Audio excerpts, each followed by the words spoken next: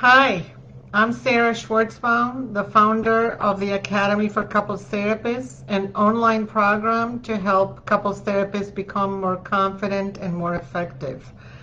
Today, I will be talking to you about framework integration in couples therapy. First, I will be talking about why framework integration is difficult, and then I will address the reason why framework integration in couples therapy is important. And finally, I'll talk to you about some ideas on how to do model integration successfully. If you stay till the end, I'll give you 3 tips on how to do model integration. And I will give you an example of one of my cases that will illustrate how I use it. I'll be talking for about 20 minutes, and I'll stay at the end of the talk for more I'll stay at the end of the talk for a few more minutes in case you have questions and comments. You can write them on the chat. If you like what you hear, let me know on the chat. If you've been following my work for a while, you know that I believe that when it comes to couples therapy, one size does not fit all. Let me start off by saying that framework integration is not easy. It's difficult to be an independent thinker. This is in some ways a very lonely profession. Nobody really sees what we do in a session with a couple. And the couples in distress we work with trigger our own feelings of insecurity, inadequacy, and incompetence. Also, there's generally a missing piece in our training, and we didn't get to see or hear many couples therapists conducting sessions.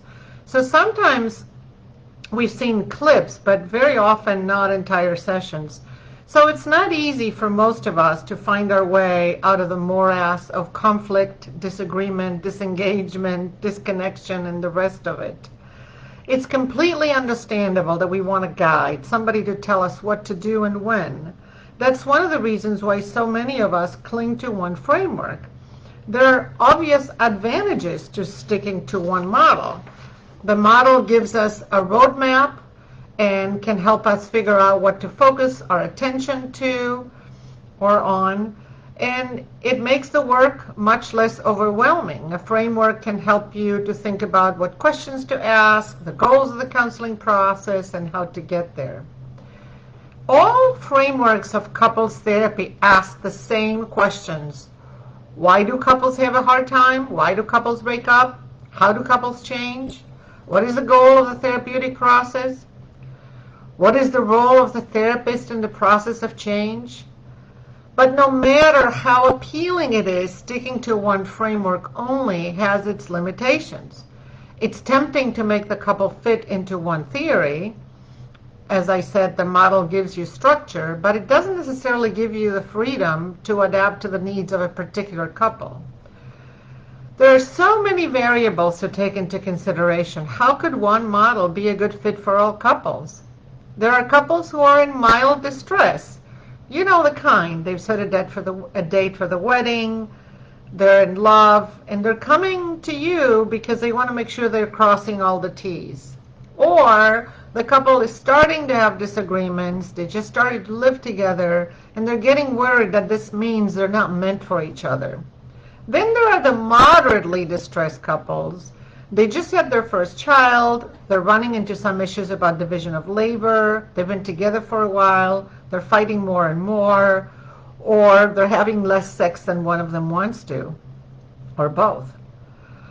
And finally, there's a couple in high distress when one or both have histories of trauma, or they've been going through a very difficult time with a sudden damage due to betrayal, be it financial or infidelity, or there's been a lot of damage over the years. And finally, some couples aren't even sure they want to stay together. Some present with one person leaning out, but not the other, and some of them need help separating or even divorcing. So how can one framework be enough for everyone? After decades of experience in working with couples in distress, I believe the treatment has to be personalized, individualized, and also sequenced according to the stage of the treatment process. But that's not an easy way to work. But let me give you some compelling reasons to trying to make that work. First, many approaches to couples therapy use different terms to describe similar phenomena. While different models emphasize their uniqueness and their differences, they actually overlap considerably in what they deem important. Second, no single approach is comprehensive enough to deal with the variety of problems that contemporary couples present to us, as I already mentioned. The third reason for adopting a framework integration approach is that at some point, every framework, when applied single-handedly or in its pure form, fails to help some couples. When you start asking yourself, what could I have done differently or better, that is the moment of integration, because that's when you begin to reach outside your model to look for alternatives. And as I said, model integration and independence of thought are not easy. The more tools you have, the more freedom you have to implement what's most needed in a certain situation, but having multiple tools can be disorienting and harder to apply. Sometimes when faced with too many options, we may be tempted to cling to one theory, in part because it's easier and less confusing. So how do we do framework integration? Some models concentrate on a particular period of time. Some focus on the future vision of the couple when their problems would be solved. That would be Gottman, solution-focused or narrative. Some on the present interactional pattern, systemic, EFT. And others focus on the past or intergenerational transmission process, Bohemian, psychodynamic, RLT, EFT does some of that too. Each model focuses also on either thinking, feeling, or behavior as the door of entry into the change process, and some models focus on the developmental aspect of each member of the couple or their development as a couple.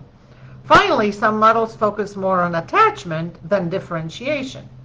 So, for example, EFT focuses more on attachment, and the developmental or the Bohemian models focus more on differentiation. So I will give you 3 tips to become more successful at integrating models. The first tip, I recommend that if you want to work with couples, you try to articulate the answers to some questions for yourself first. What I mean by that is that you need to know where you stand on some of these important issues. Use your own life history, your training as a therapist, your experience in the world to find your own answers to these questions. Why do couples' problems develop? Why are contemporary couples struggling so much? Why do couples break up? How do couples change and get better? How do you define better? What does better mean for you? And what is your role at getting them there? And what are some of your best techniques to strengthen your therapeutic alliance with unmotivated clients who are stuck in blame mode?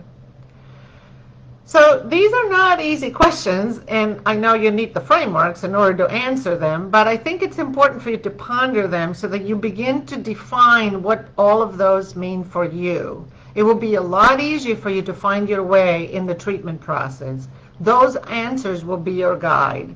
You still have to adapt to a particular couple and personalize the treatment, but you'll be off to a good start. My second tip, even if when you define your own framework, your own ideas about how couples get better, how do you collaborate on the change process with the couples that you're working with? One of the most important aspects of a treatment with a couple is the strength of the therapeutic alliance. Now, what does this mean? We hear a lot about that. Well, to me, it means 2 things. That there's an agreement between you and the couple about the reasons for their distress and the goals to get better. If you don't have an agreement on why they are in trouble and on how to fix it, you will not have a good alliance. They also, that's the second piece of a strong alliance, they trust you that you have both of their backs and that you can help them, even if they have differing goals. So the second tip is to find out if your goals for the couple and their goals align. If they're not in alignment, you will either have to convince them to change their minds or you'll have to change your goals. Now I'm going to move on to the third tip. We can go from the here and now approaches, solution-focused, narrative, Gottman, to the then and there approaches, attachment-based, EFT, intergenerational and psychodynamic, Imago, RLT, which is the Terry Real model, in a sequential manner by applying the least invasive, more direct interventions first, and leave the more sophisticated, time-consuming interventions for later because they may require a stronger therapeutic alliance or because the first ones would fail to help a couple improve. Couples therapy involves the continuing testing of hypotheses about what maintains distress in a particular couple. But even when more work is needed, you can increase motivation for deeper work when you succeed at their early stabilization. Another way to think about model integration is to apply a set of interventions first, and if those don't work or elicit resistance on the part of the couple, you can reel it back and try something else. You can first work on attachment, but if that doesn't work well, you can switch to working on differentiation, or the other way around. Or if having a future-oriented approach doesn't change the interactional pattern, it may be time to go to the past. If the attempt at accessing feelings fails, and sometimes it does, you would be better off switching to working on behaviors. I actually never know how long a couple will commit to the process, whether it will be 5 sessions, 10 sessions, or 50 sessions. In the early stages, couples can get stabilized if the alliance is strong and if they're committed and motivated to do some work on their interactional pattern. So my third tip is this: an approach that works well in the beginning stages can be a behavioral, future-oriented, focusing on creating a vision of the relationship without their problems and on strength, resilience, and pride factors. The systemic, developmental, Gottman, solution-focused, and narrative frameworks are the ones I recommend for the beginning stages. In the second stage of the treatment process, when couples want to commit to going deeper, and you've created a safe environment for them to want to do that, then you can use emotionally focused, Imago, transgenerational, and other psychodynamic frameworks that could be relevant for the second stage of treatment. This is when couples, like I said, agree to an exploration and an understanding of their personal vulnerabilities, their survival strategies, their defense mechanisms that they use to maintain their negative interactional cycle. So to summarize, the third tip is that you may want to sequence interventions and try the least invasive, future-oriented first, and leave the approaches that go to the past or when the couple is ready to go deeper and the therapeutic alliance is stronger and they believe and trust that you can help them, which will make it possible for them to become open and vulnerable with each other in front of you. So I think I have time for an example about a case I worked with for a long time using this sequenced and individualized approach. I will be telling you about Roy and Beatrice. These are not real people. They're actually a composite case. I'm going to call them R and B or Roy and B. It's a heterosexual couple in their late 30s, married less than a decade with 2 children under 5. When they came to the first appointment, he reported that they were struggling with high conflict, that issues were never resolved, and that he didn't feel supported. And Beatrice said that there was a lot of tension, very little affection and sex, and that she didn't know how to deal with his intensity and anger. When I asked them how they would know that therapy had been successful, that's a future-oriented question, they agreed that they both wanted to have more fun, they wanted to take things more lightly and less seriously. They also agreed that they would have better communication and more sex. I would consider them to be midway between moderately distressed or severely distressed. Although you don't know that when you're starting to work with couples. You don't know the presenting problem may look terrible and much more serious than the issues that maintain the problems. So the presenting problems alone are not a good measure of their degree of distress. So like so many couples, Roy and Bea got stabilized pretty quickly using the developmental and the solution-focused narrative frameworks that I used in the beginning. They were able to focus on what kind of partner they wanted to become. And in a short time, they increased their awareness of the impact of their behaviors on each other. And they became aware that one of the big reasons for the deterioration of their relationship was that they weren't paying attention to it after the children were born. So they managed to jointly create a vision for what a good relationship constituted for them. However, when they fought, it was still pretty bad, so I turned to Gottman. Over time, after using Gottman's method, Roy and Bea figured out how to stop a fight that was not going well. They learned to listen to each other and to recognize quicker when they got flooded, so they would stop talking and take a break. Not everything was easy for them in this stage of the treatment. Roy struggled with impatience when he was triggered. Beatrice struggled with shutting down when he became impatient with her. But because they were more stable and our therapeutic alliance was strong, we moved on to the second stage of the treatment process after Roy said at one point, quote, "I am a screamer. I come from a screamer family. That's who I am. Why should I change?"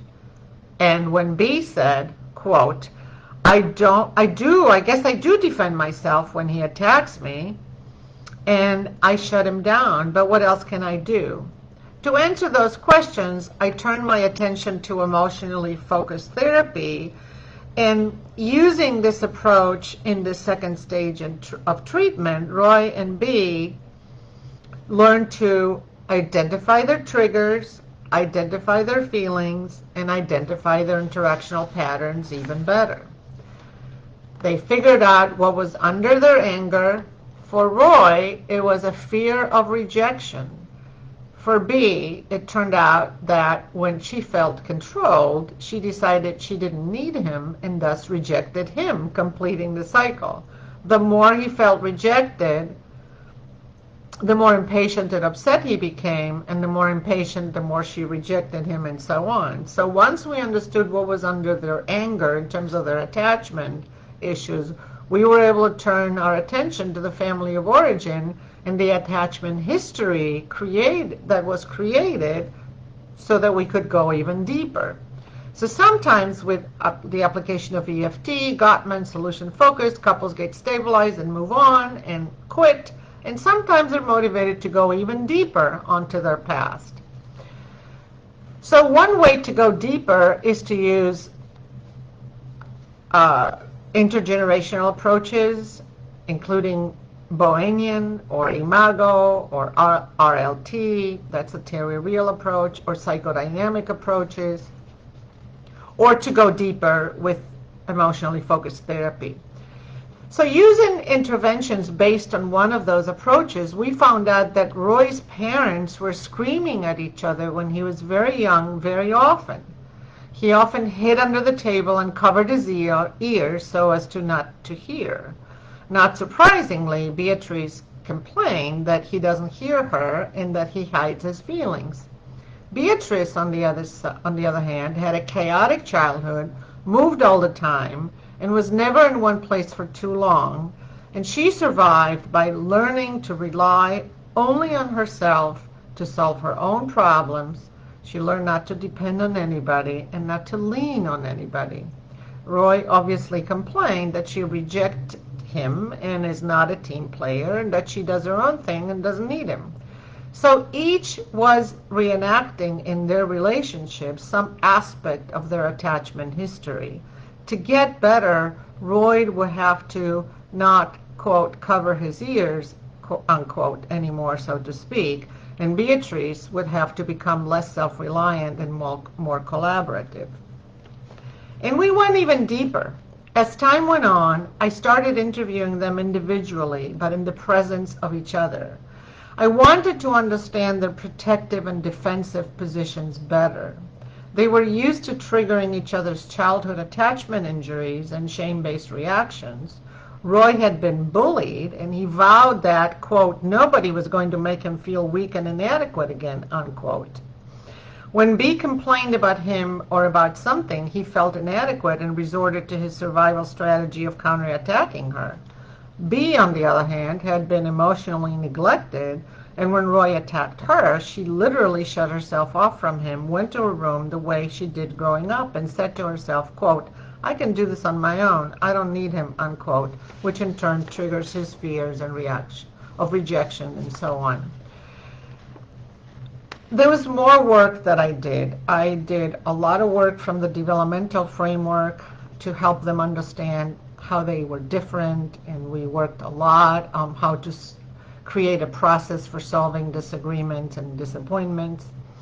They started to understand their reactions as defensive and as regressive positions. We worked a lot on their family of origin history and connected their childhood defensive positions to the ways in which they got triggered. In time, they accessed their origins of their shame and their vulnerability. They were courageous and stuck with it, but their progress was marred by repeated cycles of progression and regression. They would move toward greater openness and flexibility, only to return to the old familiar negative cycles. But as time went on, and with great effort and practice, the negative cycles became less long and less severe. And we had an agreement about the very specific ways in which each had to change to improve their cycle. And they did improve it. It's a testament to, and the bravery, it's a testament to their bravery and their willingness to let me guide them through it for a couple of years that they got so much better. So in closing, each of the frameworks I mentioned are amazing. It's just that they cannot be the only one you use if you want to be effective in the long run. I hope you found this presentation useful to think about framework integration. So I'll stay on a little bit in case somebody has a comment or a question. And if not, I will say goodbye and hope you watch the replay if you couldn't watch this live.